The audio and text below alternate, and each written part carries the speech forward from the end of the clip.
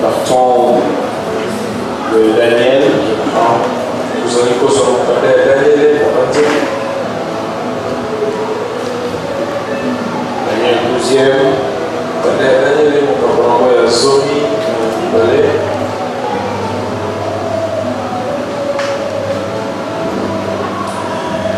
Daniel 12e. Daniel et Zomi, la Bible dit, en ce temps-là, se lèvera Michael, le grand chef, le défenseur des enfants de ton peuple. Ça sera une époque de détresse qui en a point eu de semblable depuis que les nations existent jusqu'à cette époque. En ce temps-là, ceux de ton peuple qui seront trouvés inscrits dans le livre seront sauvés. Plusieurs de ceux qui dorment dans la poussière de la terre se réveilleront. Les uns pour la vie éternelle et les autres pour l'opprobre. Pour la honte éternelle. Ceux qui auront été intelligents brilleront comme la splendeur du ciel. Et ceux qui auront enseigné la justice à la multitude brilleront comme les étoiles à toujours la perpétuité.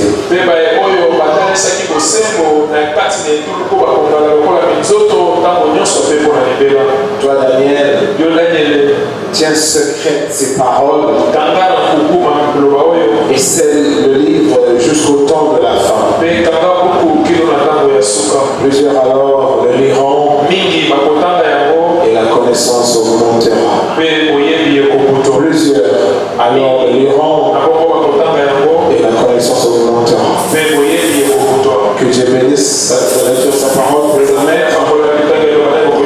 Et nous gardons nos Bibles ouvertes. Tel que nous venons de lire ici. En ce temps-là, se lèvera Michael, le grand chef, le défenseur des enfants de ton peuple. Et ça sera une époque de détresse. Celle qui en a point eu de semblable. Depuis que les nations existent jusqu'à cette époque. En ce temps-là, ceux de ton peuple qui seront trouvés inscrits dans le livre seront sauvés. Plusieurs de ceux qui dorment dans la poussière de la terre se réveilleront. Les uns pour la vie éternelle, les autres pour l'opprobre. La honte éternelle. Ceux qui auront été intelligents brilleront comme la splendeur du ciel. Ceux qui auront enseigné la justice à la multitude brilleront comme les étoiles.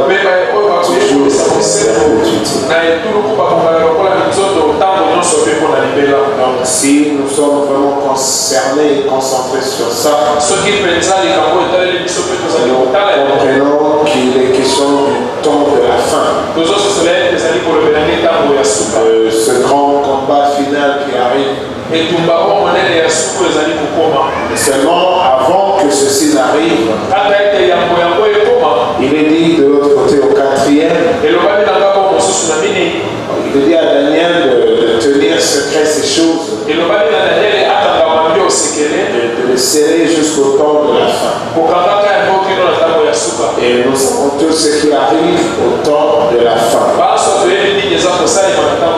la Bible dit, plusieurs alors le liront. Et la connaissance augmentera. Comme je vous le dis assez régulièrement, le prophète insiste sur la capacité d'arriver à discerner la pensée de Dieu. Parce que nous devons vraiment être capables de discerner la pensée de Dieu.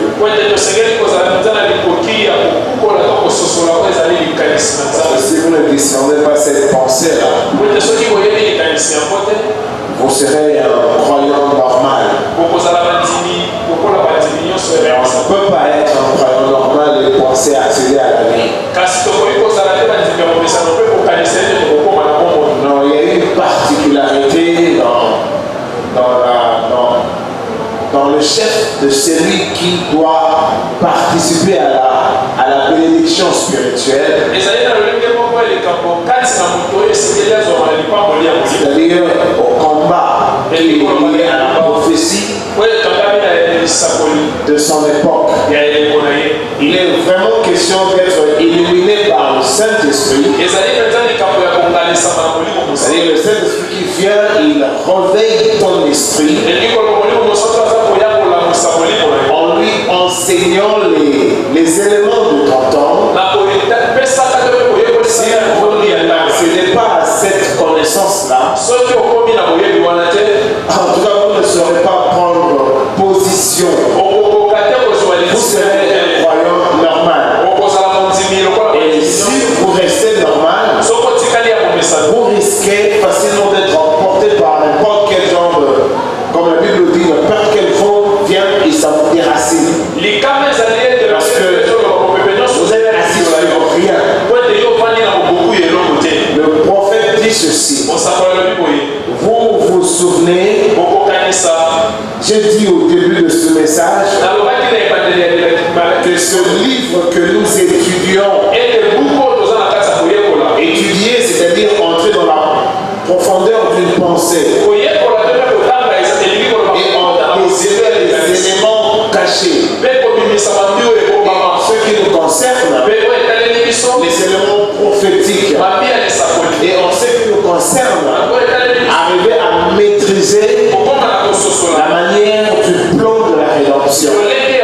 Sinon, vous serez un chrétien, un croyant normal. Vous ne devez pas l'être, vous devez être différent. Vous devez vraiment être doté des capacités de connaissance. De sorte que quand il y a un échange par rapport avec les Écritures, vous êtes capable, n'est-ce pas, d'affronter l'autre camp, par exemple. Le prophète insiste ici. Vous vous en souvenez. J'ai dit au début de ce message que ce livre que nous étudions est en fait la révélation de Jésus lui-même, sa révélation dans l'Église et de son œuvre dans les âges à venir. Qu'est-ce qu'il a fait? Qu'est-ce qu'il fait? Et qu'est-ce qu'il fera? Si vous ignorez ces choses-là, je répète, vous serez un croyant normal et ce n'est pas juste. Pour arriver à être positionné, il faudra vraiment avoir une connaissance. On vient de lire ici, plusieurs liront et l'intelligence augmentera. Je poursuis. Sans quoi, c'est-à-dire, j'ai ensuite mentionné que le Saint-Esprit doit nous donner la révélation. La révélation. Sans quoi, nous ne pouvons pas la recevoir. Il faut qu'il y ait un éclaircissement d'esprit par rapport au déroulement des choses. Parce que je vous dis, les chrétiens normaux, ils vivent sans rien comprendre. Et ils étaient comme des humains.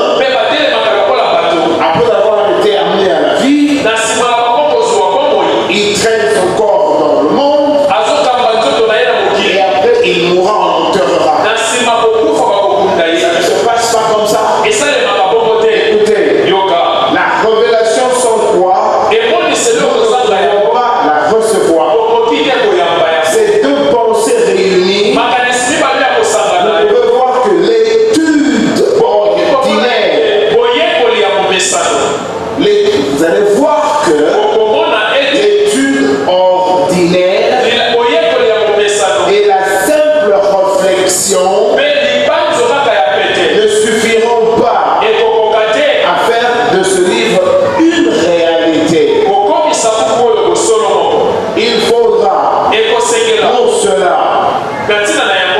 l'œuvre du Saint-Esprit. Ceci pour dire que ce livre ne peut être révélé qu'à une catégorie spéciale de gens. Une catégorie spéciale. Il faudra pour cela quelqu'un qui a la faculté du discernement prophétique. Quelqu'un qui a la faculté du discernement prophétique. Ça implique de l'intelligence. Et l'intelligence, pas celui qui va à l'école, ne vous en faites pas. Vous savez, il est dit dans Jérémie ici, s'il vous plaît, Jérémie, je crois, 9e, 23, écoutez, ainsi parle l'Éternel, que le sage ne se glorifie pas de sa sagesse, que le fort ne se glorifie pas de sa force, que le riche ne se glorifie pas de sa richesse, mais que celui qui veut se glorifier se glorifie d'avoir de l'intelligence et de me connaître. De l'intelligence et de me connaître. Si nous prenons dans 2 Corinthiens, allons dans 2 Corinthiens.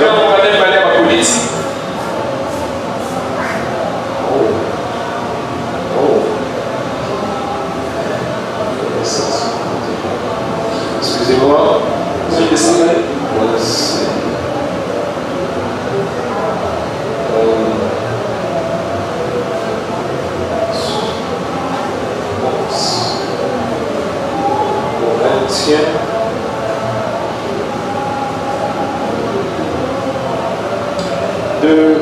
Premier Corinthiens 2e, vous connaissez parce que nous le lisons ici. Écoutez, la 2e, 6e, attentif et tout doucement. Cependant, c'est une sagesse. Tu peux nous lire ça, chanter? Cependant, c'est une sagesse que nous prêchons parmi les parfaits, sagesse qui n'est pas de ce siècle, ni de chefs de ce siècle, qui vont être anéantis. Nous prêchons la sagesse des dieux mystérieuse et cachée, que Dieu, avant le siècle, avait destinée pour notre gloire. Sagesse qu'aucun des chefs de ce siècle n'a connue, car s'ils l'eussent connue, ils n'auraient pas crucifié le Seigneur de gloire. Mais comme il est écrit, ce sont des choses que l'œil n'a point vues, que l'oreille n'a point entendues et qui ne sont point montées au cœur de l'homme. Des choses que Dieu a préparées pour ceux qui l'aiment. Dieu nous les a révélées par l'Esprit, car l'Esprit sonde de tout, même le profondeur de Dieu. Ok, il est dit cependant, c'est une sagesse que nous prêchons parmi les parfaits. Sagesse qui n'est pas de ce siècle, ni des chefs de ce siècle qui vont être anéantis. Nous prêchons la sagesse de Dieu, mystérieuse et cachée, que Dieu avant les siècles, c'est-à-dire avant le temps, c'est-à-dire avant la création, c'est-à-dire depuis l'éternité, c'est-à-dire sagesse. Nous prêchons la sagesse de Dieu, mystérieuse et cachée, que Dieu avant les siècles avait destiné pour notre gloire. Sagesse qu'aucun des chefs de ce siècle n'a connu. S'ils l'eussent connu, ils n'auraient pas crucifié le Seigneur de gloire. Quand Paul parle ici, parlons du Seigneur de gloire. C'était la visite messianique. Si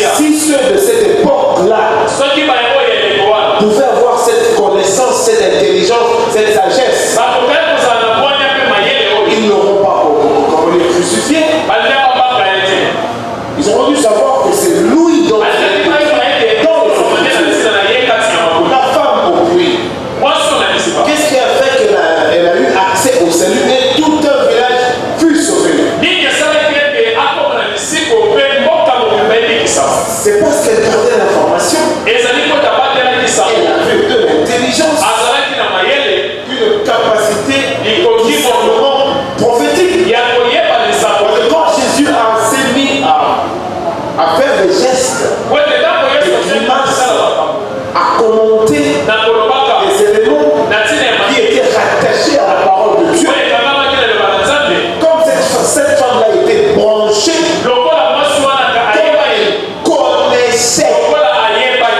elle s'est arrêtée du groupe. Vous parlez comme elle a ramené le Seigneur aux Écritures. Et le Seigneur lui a dit, c'est moi. C'était grâce à la connaissance. Celle-là n'était pas un croyant normal. Elle connaissait. Écoutez, mais comme il est écrit, ce sont des choses que l'œil, que l'oreille n'a point entendu, et qui ne sont point montées au cœur de l'homme. Des choses que Dieu a préparées pour ceux qui l'aiment. Dieu nous a révélées par l'Esprit, car l'Esprit sonde tout, même le profondeur de Dieu. Les profondeurs de Dieu, c'est sa pensée. Et sa pensée qu'il manifeste dans ce grand programme de la rédemption. Nous sommes des éléments constitutifs de ce grand programme. Nous ne sommes pas venus par hasard. Nous sommes venus programmer. Il nous faut nous rendre compte de cette programmation. Cela puisse nous positionner. Sinon nous serons distraits. C'est le prophète qui le dit par-ci par-là. Qu'il nous faut connaître. C'est alors que nous allons prendre position. Position par rapport à nous-mêmes. À la manière de surveiller nos vies. À la manière de surveiller nos attitudes. Nos projets dans la vie et tout ce que nous voulons faire. Et aussi par rapport à toutes ces fausses doctrines qui foisonnent par-ci par-là. Il y a beaucoup de ceux-là quand ils n'ont pas de connaissance. Quand ils rencontrent une pensée contraire, l'esprit il est désolé. Ils vont se poser des questions si c'est dans le vrai ou si c'est dans le faux. Voilà l'importance de connaître. Mais à nous est arrivé la révélation. À nous est arrivée la connaissance. À nous est arrivée l'intelligence. Et on peut dire qu'on n'en a que faire parce que bon, il nous suffit d'être là, ça nous suffit. Non! Écoutez, Dieu nous les a révélés par l'Esprit. Car l'Esprit sonde tout, même les profondeurs de Dieu. Lesquels des hommes en effet connaissent des choses de l'homme? Si ce n'est l'esprit de l'homme qui est dans lui, c'est un homme, il connaît les choses de l'homme, parce que c'est un homme. De même, personne ne connaît les choses de Dieu. Si c'est l'esprit de Dieu, nous n'avons pas reçu l'esprit du monde, mais l'esprit qui vient de Dieu, c'est-à-dire l'esprit de Dieu, afin que nous connaissions les choses que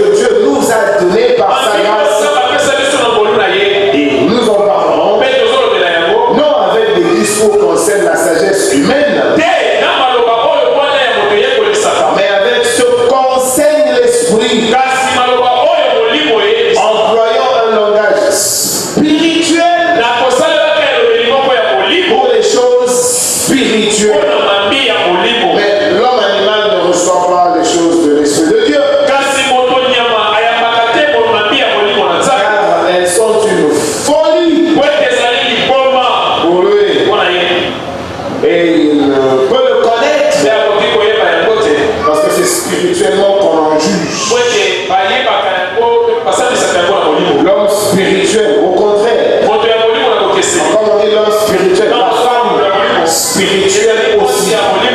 Au contraire, juge de tout. Et il n'est lui-même jugé par personne.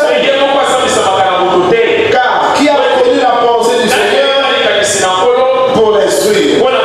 Il a écouté la bonne partie. Or, nous avons la pensée de Christ. Nous connaissons ces choses. Mais nous savions, nous savons. On fait dire quelque chose d'intéressant ici. Je suis en train de lire, vous connaissez ça. Vous connaissez de l'église. C'est de l'église. Il nous dit ici, ceci pour dire que ce livre ne peut être révélé qu'à une catégorie spéciale de gens. Il faudra pour cela quelqu'un qui a la faculté du discernement prophétique. Et cela nécessitera une capacité d'écouter Dieu parler. Cela nécessitera un enseignement surnaturel. Pas seulement d'étudier en comparant un verset à l'autre.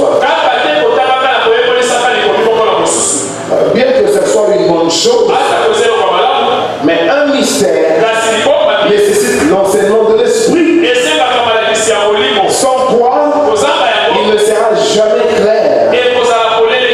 Combien nous avons besoin d'écouter Dieu parler et de nous ouvrir en nous abandonnant à l'esprit pour entendre et pour connaître. Pour entendre et pour connaître. C'est que nous venons de lire ici. Et si je peux encore vous ramener dans Daniel, parce que c'est très important. Toi, Daniel, tiens secret ces paroles et scelle le livre jusqu'au temps de la fin. Plusieurs alors le liront et la connaissance augmentera. Maintenant ici, si on doit retourner de l'autre côté de la création pour comprendre un peu l'évolution des choses. Et nous devons nous armer de ces éléments de connaissance.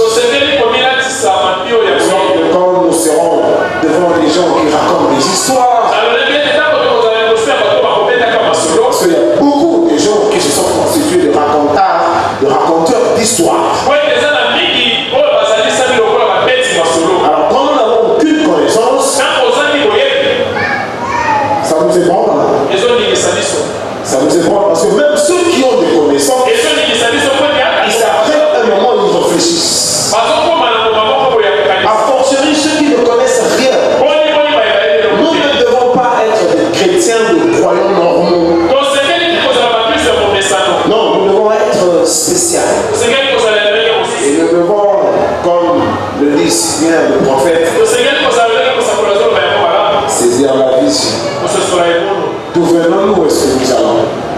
Alors, ce soir, c'est vrai que nous parlons plutôt de la nouvelle naissance.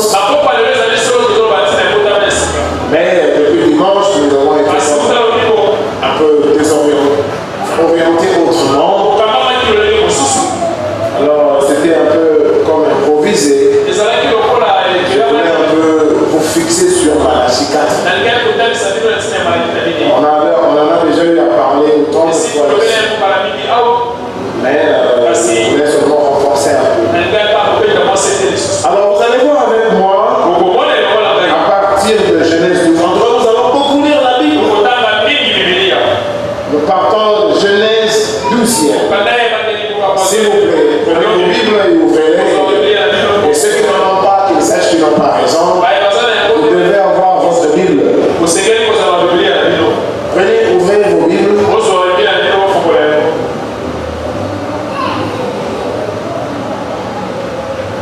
Nous sommes vraiment dans l'histoire. L'évolution du plan de la rédemption. Je veux bien lire le deuxième jusqu'au troisième verset. L'Éternel dit à Abraham, va-t'en de ton pays, de ta patrie et de la maison de ton père, dans le pays que je te montrerai. Je rendrai ton nom grand et tu seras une source de bénédiction. Je bénirai ceux qui te béniront et je maudirai ceux qui te maudiront. Et toutes les familles de la terre seront bénies en toi. Dieu est entré dans Babylone. Vous devez comprendre d'où nous venons. Là, dans Babylone, il y a une multiplicité de peuples. Parce que ici, on n'est pas très loin du déluge qui a détruit la terre. Et cette terre, comme nous le connaissons, a été remplie par les trois fils de Noé. Cam, Japheth et Sem. Mais nous connaissons aussi que d'après la Bible, Noé a déposé sa bénédiction. C'était sur Sem. Alors, si vous venez avec moi, enfin un peu plus haut là, dans Genèse, Genèse 11e, si vous prenez 11 à partir du 10e verset,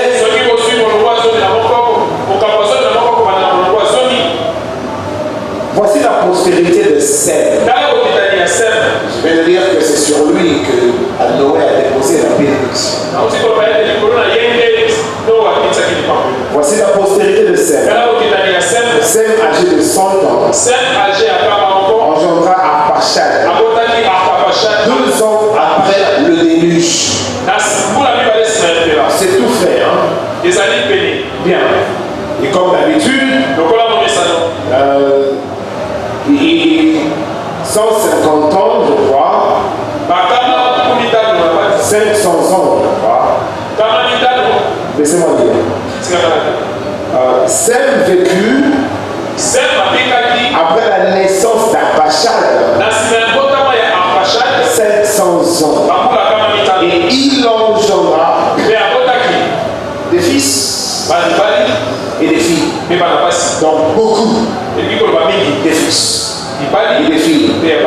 Arpachshad vient de Sem. Sem vient de Noé. Et si vous remontez, vous irez jusqu'à Adam. Adam, lui, qui venait de Dieu. Écoutez, Arpachshad, âgé de 35 ans, engendra Shelah, 14. Shelah, âgé de 30 ans, engendra Héber, 16. Héber, âgé de 34 ans, engendra Peleg, 18. Nous sautons, hein? Peleg, âgé de 30 ans, engendra Réu, 20. Réu, âgé de 32 ans, engendra Séru, 22. Séru, âgé de 30 ans, engendra Nacor. On s'approche du but. 24. Nacor, âgé de 29 ans, engendra Térak, 26. Térak, âgé de 70 ans, engendra Abram, Nacor et Aram. Si vous remontez dans votre lecture avec plus de détails, vous allez voir que chaque enfant engendré a engendré des fils et des filles. Et tous descendants de Noé.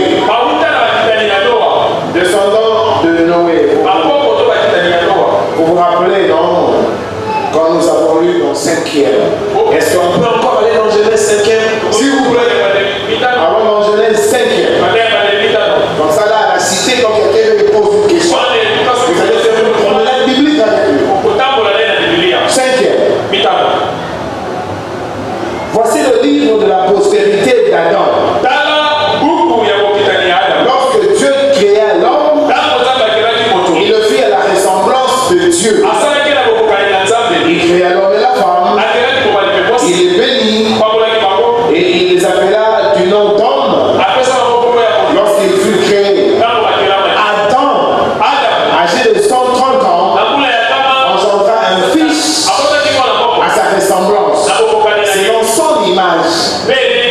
et lui donna le nom de Seth. Sixième. Seth, âgé de 105 ans, engendra Enoch. 9. Enoch, âgé de 90 ans, engendra Kenan. 12. Kenan, âgé de 70 ans, engendra Mahalaleel. 15. Mahalaleel, âgé de 65 ans, engendra Jéred. 18. Jéred, âgé de 162 ans, engendra Enoch. 21. Enoch, âgé de 65 ans, engendra Methuselah. Si vous allez avec moi, 25e. Nous sortons. On s'approche du but. Methuselah, âgé de 187 ans, engendra les mecs. 28. Les mecs, âgés de 182 ans, engendra un fils et lui donna le nom de Noé. En disant, celui-ci nous consolera de nos fatigues, du travail pénible que de nos mains provenant de cette terre que l'Éternel a maudite. Et Noé, âgé de 500 ans, engendra Sem et Cam et Japheth. Nous venons d'Adam. Et Adam vient de Dieu. Maintenant ici nous avons Sem. Si Dieu était un humain, ce Sem ici, c'est un petit fils de Dieu. Si Dieu était humain. Alors comme Sem aussi à son tour a engendré, tel que nous l'avons lu ici, Arpachad a donné Shelah, Shelah a donné Eber, Réu, Nacor. Et Nacor a donné Térak, Térak a donné Abram. Cela veut dire qu'Abraham aussi était de petit fils de Dieu.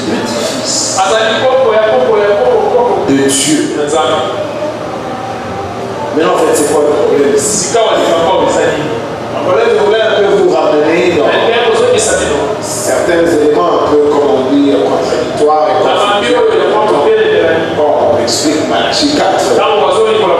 On dit que nous, les païens, nous ne recevons rien en termes d'un prophète qui est censé aller chez les Israélites. Parce que nous n'avons rien à voir avec Israël. Mais moi, je voudrais vous faire voir qu'ici, depuis que nous commençons notre lecture ici, on ne parle ni de païens, on parle ni d'Israël. C'est Dieu avec un peuple. C'est Dieu avec un peuple. Maintenant, quand il arrive à Babylone, lui Dieu,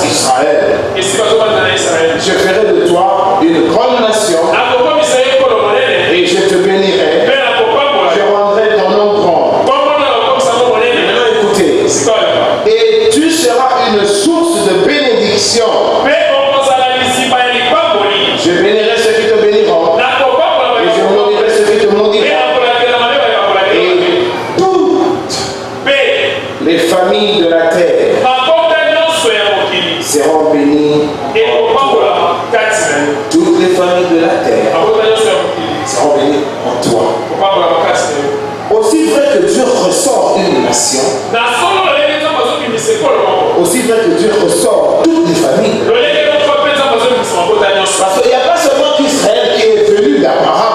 eza kaka israele etete uta epai ya abrahama Et comme nous poursuivons, ntango tozokoba c'est sérieux, hein? eza na liyoki J'entends passer par là, non? Malachie 4, c'est pour Israël. Malachie 4, c'est pas pour nous.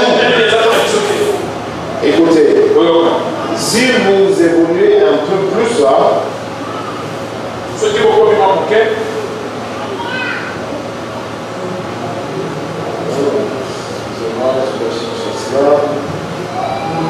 prenons par exemple, toujours dans Genèse 17e,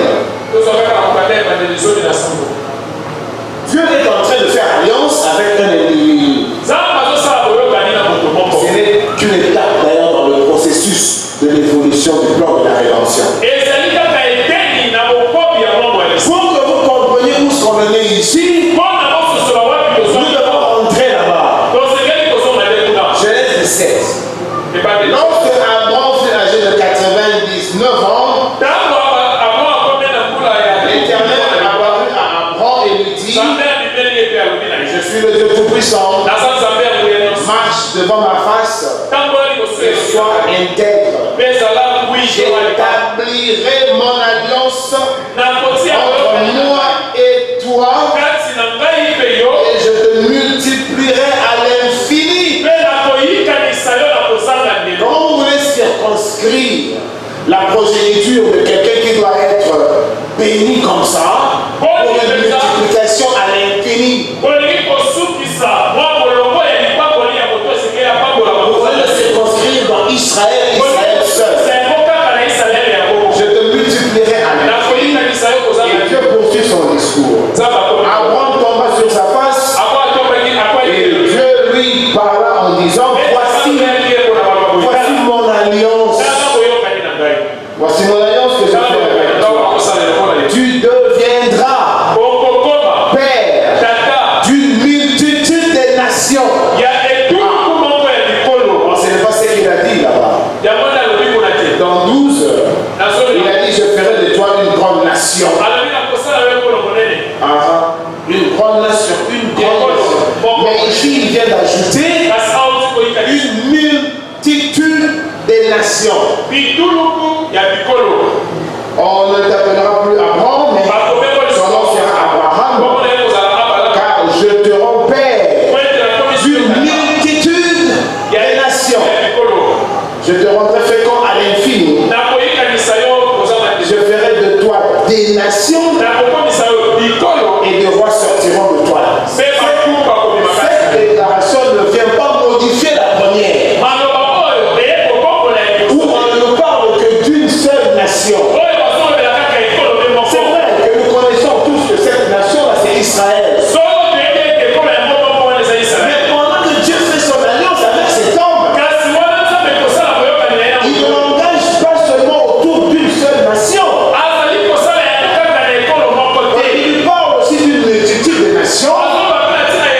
C'est-à-dire en dehors d'Israël, les autres nations aussi seront bénies en lui. Mais qu'est-ce que c'est cette affaire que Dieu nous bénisse au travers d'un individu?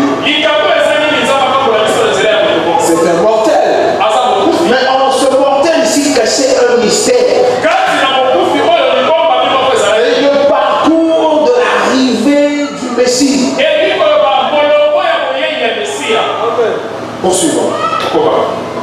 Nous comprenons ici que ce n'est pas seulement une nation. Alors, quand nous essayons d'évoluer, bien, je ne sais pas si je pourrais lire ici. Bon, de toute façon, j'ai déjà lu suffisamment. Mais vous allez voir, quand Dieu visite le petit-fils, je crois, d'Abraham, parce que c'est par lui que la chose allait se confirmer.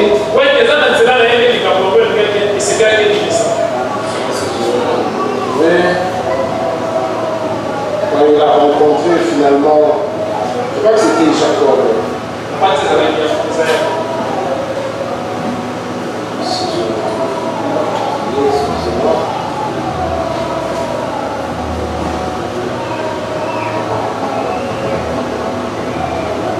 Il dit, je suis dans 35. Genèse 35e. C'est quand je crois Jacob, il a eu à se bagarrer avec le mystérieux inconnu. Donc 35 dixième. Dieu lui dit à Jacob cette fois-ci, Abraham n'est plus là. Abraham n'est plus là. Dieu lui dit, ton nom est Jacob. Tu ne seras plus Jacob, mais ton nom sera Israël. Et il lui donna le nom d'Israël. Dieu lui dit, je suis le Dieu Tout-Puissant.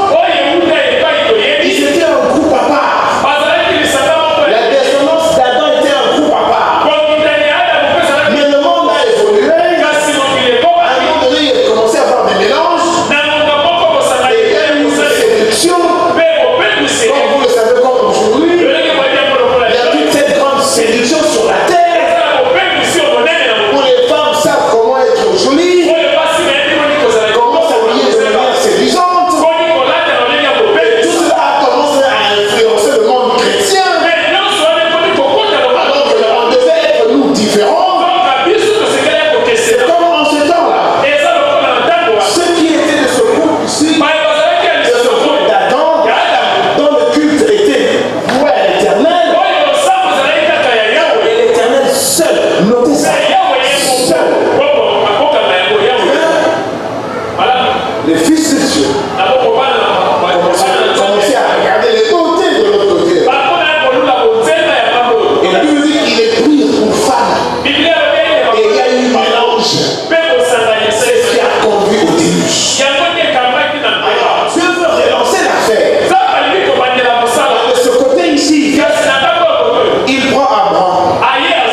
Alors, il veut en fait faire alliance avec lui. Oh, le prophète dit, là sur le mont Sinaï, la montagne de Sinaï, oh, Dieu voulait retrouver ce plaisir-là. Au milieu de nous, d'être au milieu des humains. Parce que n'oubliez pas, l'humain est l'image de Dieu. L'humain est l'autre Dieu. Parce que l'humain vient de Dieu. Alors, remarque comment il démarche ici. Il dit à Abraham, il est dur. Eh bien, avant que Dieu retourne dans la communion parfaite avec l'homme, alors comme lui, Dieu le prophète savait que non, la séquence de la femme, c'est-à-dire le sacrifice suprême, ne va intervenir que quelques 4000 ans après là. Mais lui, même dans lui de communion, Abraham, il a créé une progéniture. Et maintenant vous allez voir, Jacob maintenant a récupéré cette bénédiction. Maintenant il est dit de Jacob, je te ferai grand, de toi sortira une nation et une multitude de nations. En fait, Dieu nous protégeait tous, sachant qu'il avait laissé à Babylone une bonne partie de la famille de Sem. C'est Sem-là qui vient aussi de Dieu. C'est vrai, en fait, il nous avait déjà protégés là-dedans. Il n'a pas créé seulement une seule nation. Il a aussi créé une multitude qui devait sortir d'Abraham. Alors maintenant, comment est-ce qu'on arrive à son accomplissement? Maintenant, c'est Jacob qui vient. Il rencontre un inconnu. Bon, ils ont une sorte de chauffeur. C'est pas jusqu'au petit matin. Quelque chose arriva. Il y a une connexion surnaturelle. Et Dieu descend et dit, tu t'appelleras plus Jacob que Israël. Et Dieu posait sur lui la bénédiction d'Abraham. Et plus loin, c'est de ce Jacob ici que nous aurons Joseph. Et c'est de ce Joseph nous aurons Manassé et Ephraïm. Bon, je vous amène jusque là pour que vous compreniez. Nous et Israël, on a toujours chevauché. On ne nous sépare que quand il le faut, sinon non. La seule chose qui nous différencie d'eux, c'est quand le prophète dit, quand il traite avec Israël, il ne traite pas avec nous. Mais vous allez voir que toutes les alliances qu'il a faites avec Israël, il nous le réservait. En fait, c'était comme pour dire notre alliance à nous. Mais un peuple nous a précédés. Un groupe nous a précédés. Il s'appelle la descendance de Jacob, Israël. Vous allez voir que quand finalement le moment était arrivé pour qu'il bénéficie de la bénédiction de cette alliance, il l'a rejeté. Nous qui étions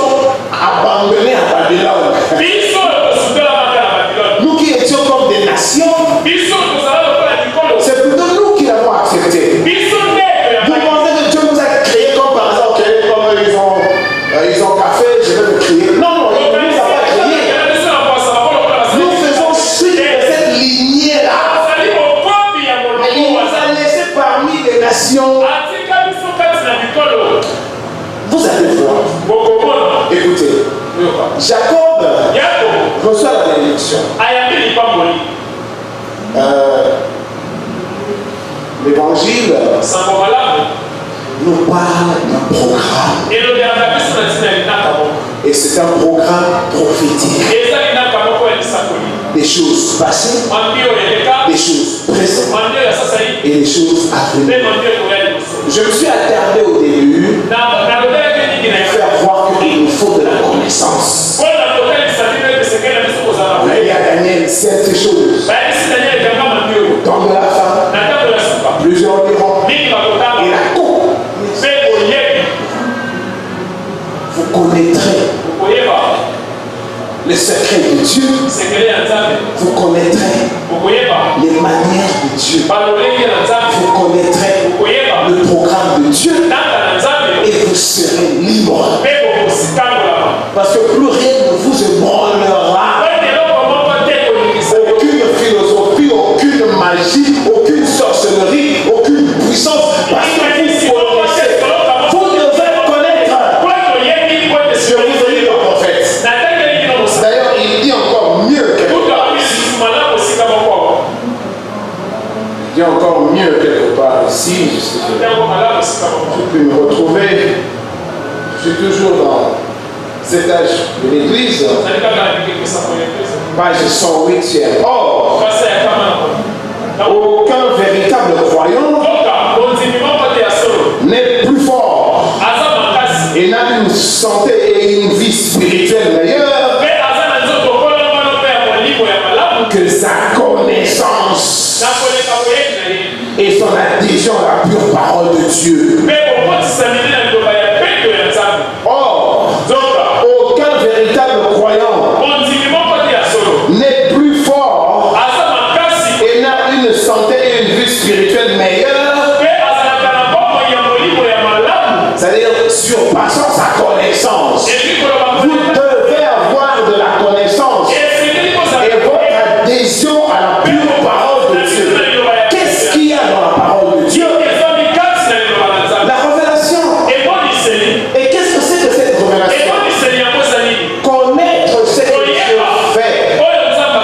Nous avons lu encore avec vous, 1 Corinthiens 2e, que si ceux de l'époque de Jésus avaient eu la connaissance de qui il était, ils se seraient arrêtés, ils auront dû coopérer et être sauvés. Mais puisque cela leur était caché, ils n'avaient pas de connaissance du tout. Ils n'avaient pas d'intelligence du tout.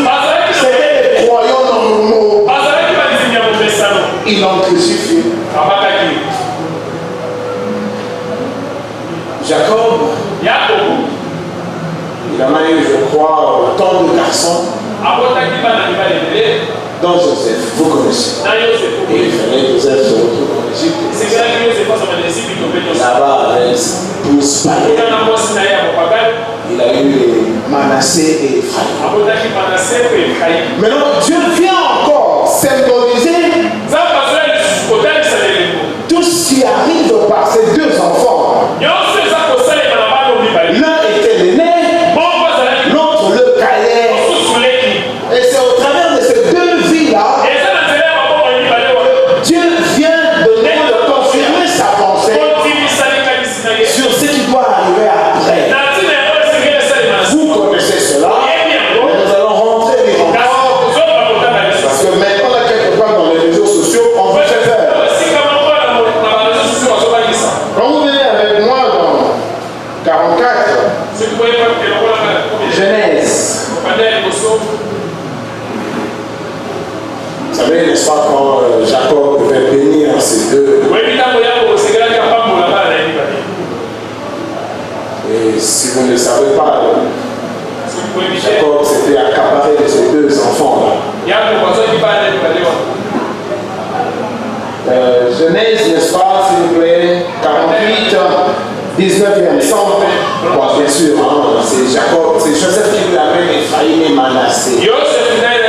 Soyez vraiment branchés, Ephraïm et Manassé. Manassé est l'aîné, c'est celui qui vient apprendre, et Ephraïm est le cadet.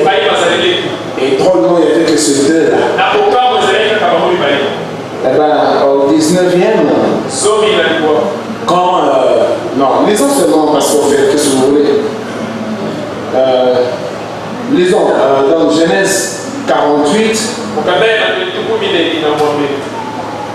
À partir de 11e.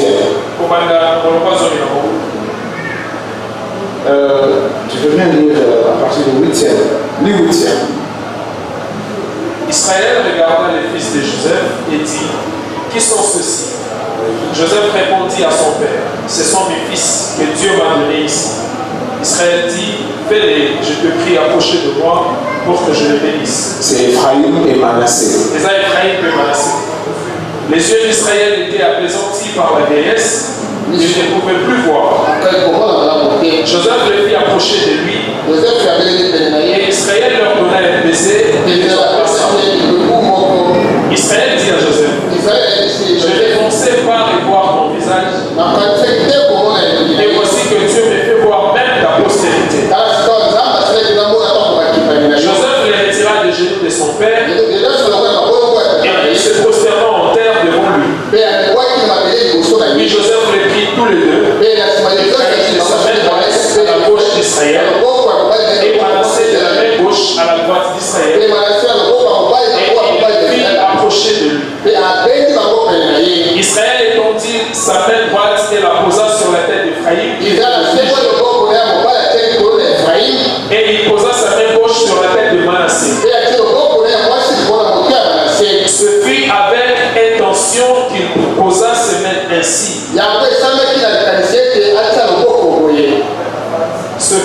Ce fut avec intention qu'il posa ses mains ainsi. Car Manassé était le premier.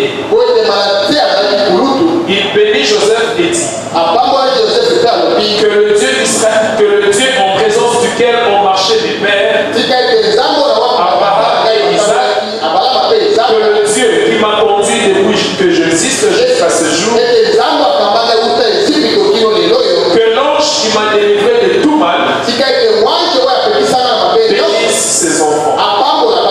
Qu'il soit appelé de mon nom et du nom de père, Abraham et Isaac, et qu'il multiplie en abondance au milieu du pays.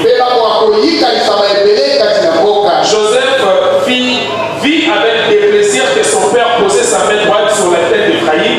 Il saisit la main de son père pour la détourner dessus de la tête d'Ephraïm et la diriger sur celle de Manassé. Et Joseph dit à son père: pas ici, mon père, car celui-ci est le premier. Pose ta main droite sur sa tête. Voilà. Pose ta main droite sur sa tête. Parce que quand on bénit l'aîné en principe. Mais voilà, à ce moment-là, on lui amène les deux enfants. Ils étaient que deux. Alors, puisqu'ils étaient deux, vous allez voir la précision biblique. Joseph qui les amène, je ne sais pas si Manassé était vers dans sa main droite, non, dans sa main gauche. Quand il aborde son père, Joseph connaissant le principe,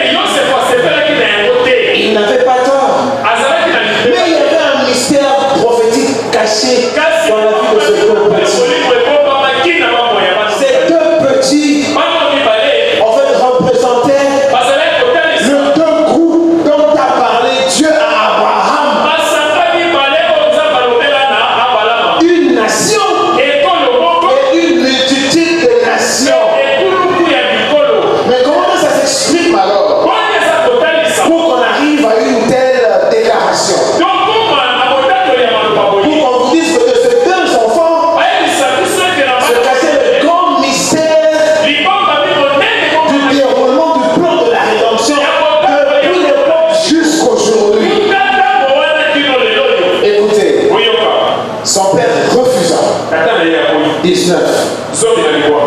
Et dit, je le sais. Je sais que c'est Manassé qui est. Ça veut dire, je sais que c'est Manassé qui est venu en premier. Je sais. Mon fils, je le sais. Lui aussi. C'est-à-dire Manassé, le premier. Écoutez, il deviendra un peuple. Un peuple. C'est drôle de précision. Un peuple. Ou autrement, une nation. Lui aussi deviendra une nation. Lui aussi sera grand. Ah ben oui. Une parenthèse. Quand l'apôtre Paul nous traite de l'olivier sauvage,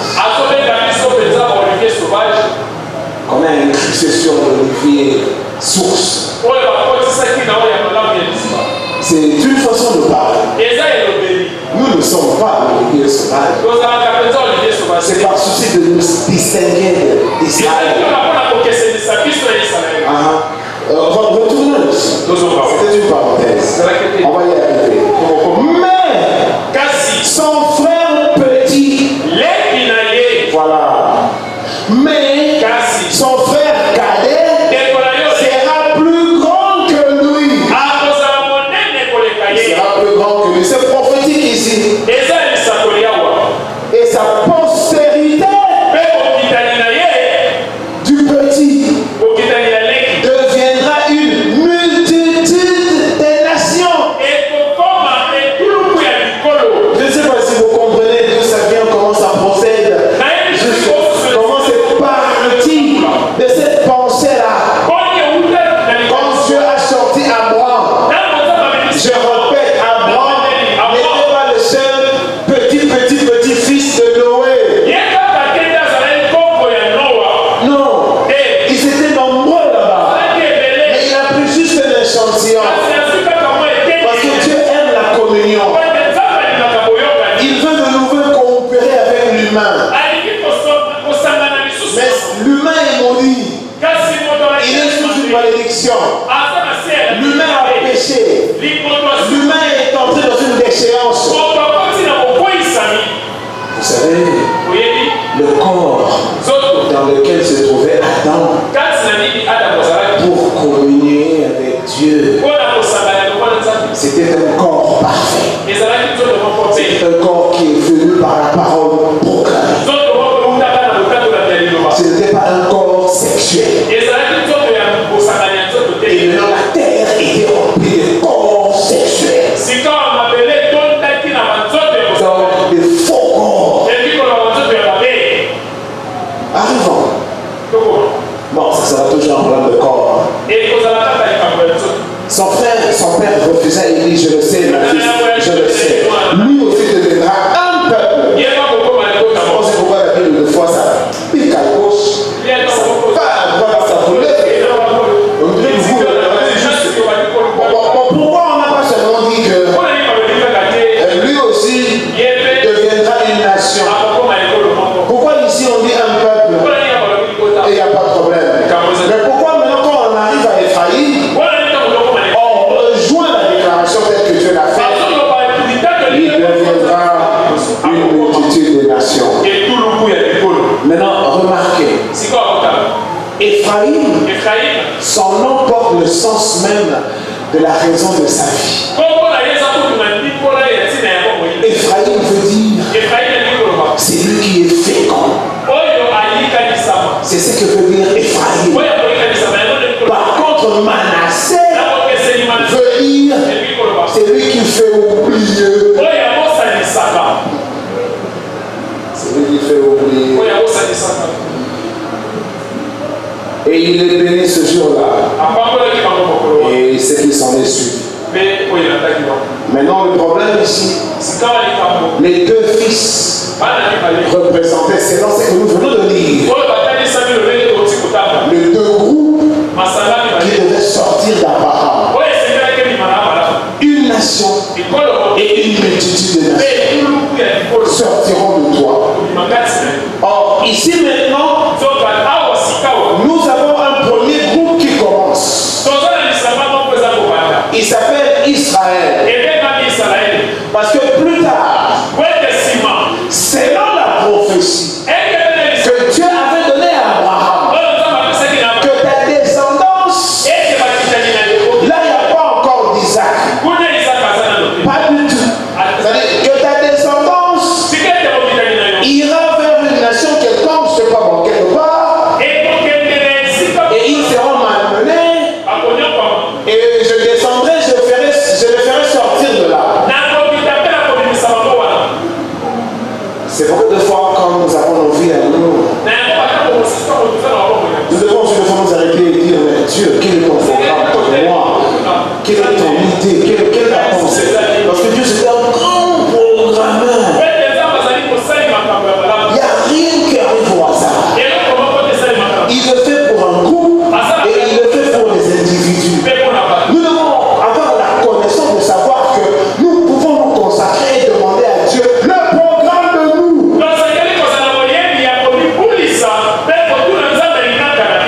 Et il dira. Ouais, parce qu'il y a un programme qui est tracé. Vous savez, il y avait une jeune dame dans le programme disait qu'il devait mourir, je ne sais pas, à l'âge de 22 ans ou 23 ans. Ouais, bon, Dieu a fait grâce. On dit grâce entre guillemets. Elle devait mourir de la noyade. Dieu lui avait ajouté 2 ans. Mais après le programme, elle devait mourir plus tôt. Dieu lui a donné 2 ans. Mais le programme a rattrapé la jeune fille. Elle est morte 2 ans plus tard. Comment est-elle morte?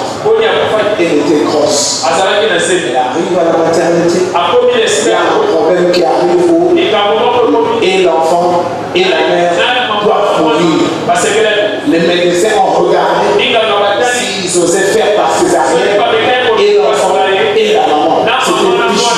On en a appelé à William Branham. Arrive-t-il là? Il brille. Quand il brille, il y a un surnaturel, c'est-à-dire il y a une guérison qui s'est produite. Tout le monde est content. Tout le monde est content. Il semble que même les parents de la fille, quand ils ont vu la guérison, tout le monde est content. Le mari de cette fille-là était rétrograde. Quand ils ont vu le médecin s'étonner de la guérison, le garçon s'est mis à jurer, en tout cas désormais, je vais rentrer, je vais adorer Jésus. Ok, les médecins maintenant ont programmé d'intervenir le jour suivant. Pendant la nuit, la mère qui était là à son chevet l'entend parler. Oh moi je suis vraiment dans la joie. Oh oui ma fille, c'est vrai, Dieu nous a vraiment visité. Oh je suis dans la joie, je vais rentrer à la maison. Oh oui c'est vrai, oui, nous allons rentrer. Mais on attend. Oui mais je vais vraiment rentrer à la maison. Je suis dans la joie et il me faut rentrer à la maison. Il dit oui ma fille, non. Attends jusqu'au petit matin, les médecins vont venir, ils vont intervenir, et nous allons rentrer à la maison. Et la fille lui dit carrément, non, c'est pas cette maison-là de la plaine numéro 18. Il y a de la plaine numéro 18. C'est la maison de l'au-delà. Bon, comme d'habitude, comme nous pensons que ici c'est mieux, maman commence à s'inquiéter. C'est quelqu'un qui s'en va dans la gloire. Nous devons le dîner dans la misère ici de la gloire. Et dit que je vais rentrer à la maison. Il y a quelqu'un. Maman, on appelle le médecin. Venez un peu. Ma fille, elle est en train de délirer. Quelle maison? Nous sommes ici, ma fille. Elle est morte. Et cela a énervé tout le monde. William Branham. Est-ce que vous comprenez pas? Une guérison qui a amené les gens à se repentir.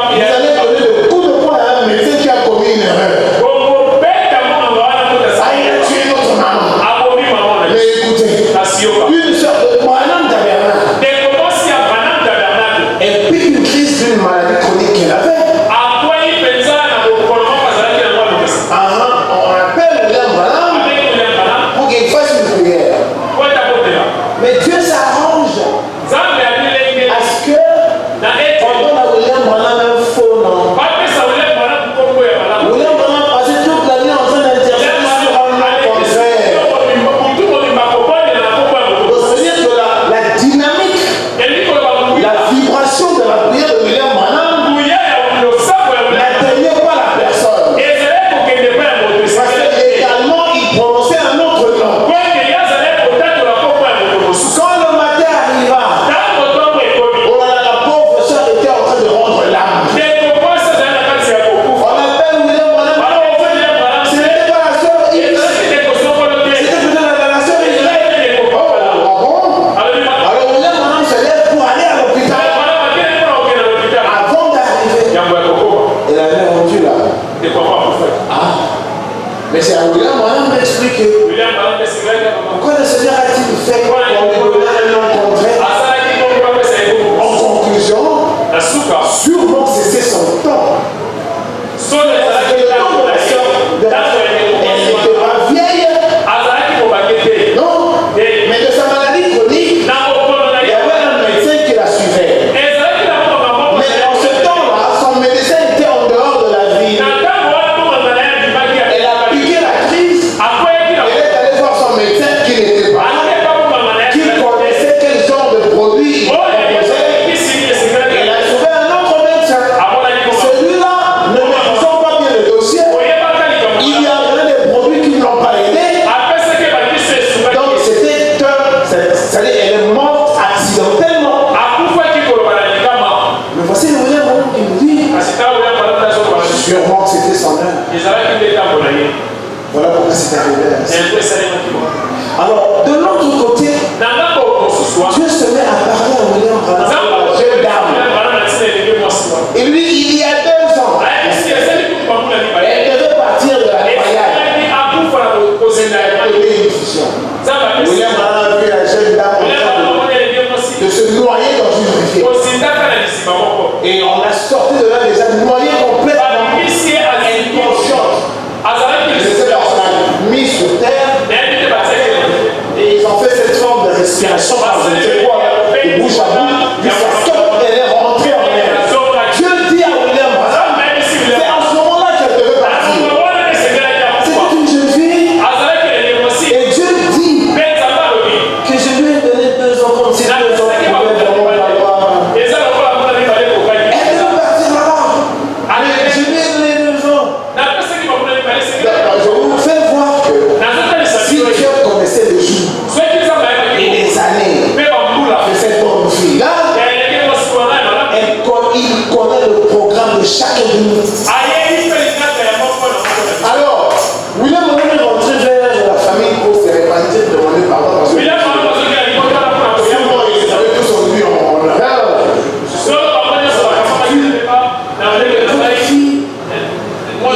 Il y a 2 ans, et elle avait eu un problème de noyade. Elle était habillée de telle façon. Oh, c'était au niveau de telle rivière, telle fleuve. Oh. Et William Branham leur révéler ce que Dieu vient de nous dire. C'est Dieu qui lui avait donné ces 2 années. En fait, je voulais seulement dire que c'est un Dieu de programme. Tout ce qui se passe sur nous, même si nous pensons qu'il n'est pas là, c'est normal. Hein? Nous sommes de cette nature-là incrédule. De penser que c'est nous-mêmes, pour nous-mêmes, par nous-mêmes, que Dieu ait pitié. Alors ici, je vais m'arrêter. Nous voyons 2 fils qui représentent les 2 groupes. Ephraïm, les nations, autrement appelés les païens. Aussi vous prenez les gentils. Et Manassé qui représente Israël. Remarquez que Ephraïm et Manassé, ce n'est pas que Joseph avait une concubine. Asnath était la mère des 2. Joseph était le père de 2. Donc ça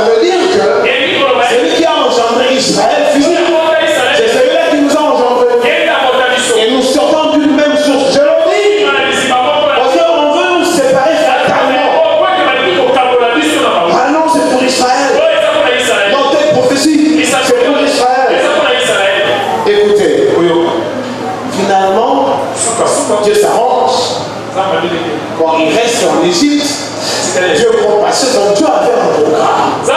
Le problème de Dieu, il voulait les amener sur la montagne du Sinaï. Dieu voulait se reconnecter avec l'homme. Il a perdu la communion à l'Éden. Jésus-Christ, le Messie, viendra 4000 ans après. Dieu ne veut pas attendre. Alors il sort avant. Il laisse les autres. Il crée un groupe. Finalement, ils sont devenus nombreux. D'ailleurs, vous savez, eux, ils pensaient qu'ils étaient des Égyptiens. Comme nous croyons que nous sommes des Congolais ou des Africains. Au Coupe du monde, Coupe du monde. Au nous les Africains. Au Coupe du monde, Coupe du monde. Au nous les Congolais. Eux, ils pensaient que c'était Égyptien. Ils ont construit. Ils ont investi.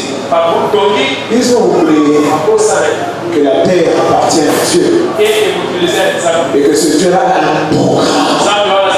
Si Dieu a un programme sur toi, finalement, Moïse vient. Moïse sort avec eux. Il n'a pas attendu. Je voudrais que vous compreniez la raison de cette démarche. Dieu voulait une alliance. Dieu voulait descendre. Communier de nouveau. Mais comment faire? L'homme vient par le sexe. Comment faire? L'homme est encore sous cette malédiction de la mort. Comment faire? L'homme est impur. Mais il est obligé pour la communion. Et il les regroupe là. Autour de la montagne de Sinaï. C'est là où il a fait cette alliance avec Israël. Et nous autres, où sommes-nous là? Nous sommes éparpillés. Nous, la multitude des nations. Nous, Ephraïm. Il nous a oubliés.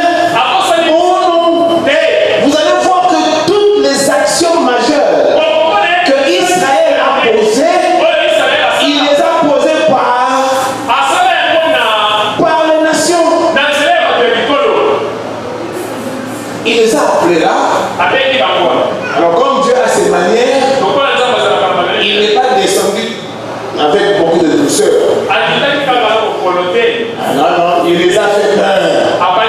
Il les a effrayés. Parce qu'il fallait que Israël dise quelque chose qui lui donnera le droit de confirmer sa visitation dans la chair. Avec des tremblements de terre, avec des tonnerres, avec des nuages noirs, sombres. Et quand il parlait, la montagne tremblait. Au point où le son dit, Moïse, c'est bon. Mais nous ne saurons pas supporter ça. Toi, tu vas aller vers lui. Il dit des choses de toi. Tu viens vers nous. Mais comment Dieu allait passer par un homme pour parler aux hommes? Lui-même, il avait un projet. Dieu a profité. Ils ont bien dit. Alors du milieu d'eux, je susciterai un prophète. Il parlait de Jésus. Et c'est là, quand il parlera, on devra l'écouter. Bon, Jésus est venu longtemps après. Mais il a déposé la prophétie là sur la montagne. Et là maintenant, Dieu a fait cette alliance avec eux. On va lire cette alliance là. Et on va sûrement s'arrêter là. Alors dans, et je crois Exode 19, c'est encore Israël, hein, ce n'est pas encore nous. Je crois que c'est Exode 19. Prenons 20. Bien, 20. Donc là déjà, je crois qu'il est descendu. awa esi ya kiti et avec tous ces tremblements là comme